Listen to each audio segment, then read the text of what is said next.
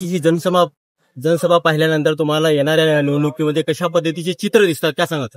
देगलूरच्या अभूतपूर्व सभेमध्ये प्रचंड उत्साह, महिला भगिनीची लक्षणीय उपस्थिती, सर्व धर्मियांचा सहभाग, भास्करराव ठरगारांच्या नेतृत्वाखाली या शहराचा झालेला विकास हे आजच्या सभेने उत्स्फूर्तपणाने त्या ठिकाणी दाखवलेलं आहे.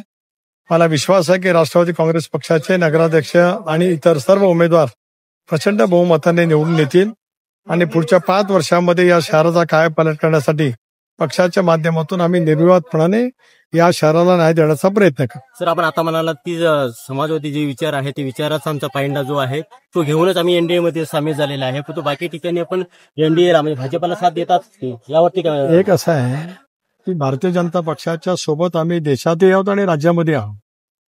आम्ही सत्तेमध्ये सहभाग होत असताना हा निर्णय घेतला. स्वर्गीय चव्हाण साहेबांनी आम्हाला शिकवण दिली की बहुजन समाजाचं ही साधत असेल तुम्ही सत्तेमध्ये असलं पाहिजे. देशात त्यावेळेला सुद्धा मोदी साहेबांच्या नेतृत्वाखाली सत्ता होती. राज्यामध्ये सुद्धा भारतीय जनता प्रणित सरकार त्या ठिकाणी होतं. आम्ही सरकारमध्ये सहभागी झालो, उद्यापर्यंत पण राहणार आहोत सरकारमध्ये. पण आमची मूळ विचारधारा आहे शिवशाहू फुले आंबेडकरांची सामाजिक समता आणि धर्मनिरपेक्ष विचारधारा हे सोबत घेत आम्ही सरकारमध्ये आहोत.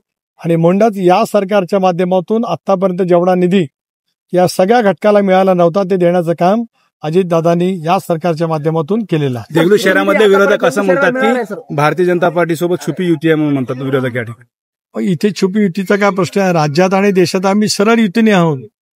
त्यामुळे तसं कुणी विरोधकांनी बोलण्याचं काही कारण नाही. या उलट काही ठिकाणी काँग्रेसने सुद्धा वेगवेगळ्या पैकी युती त्या ठिकाणी केली असेल.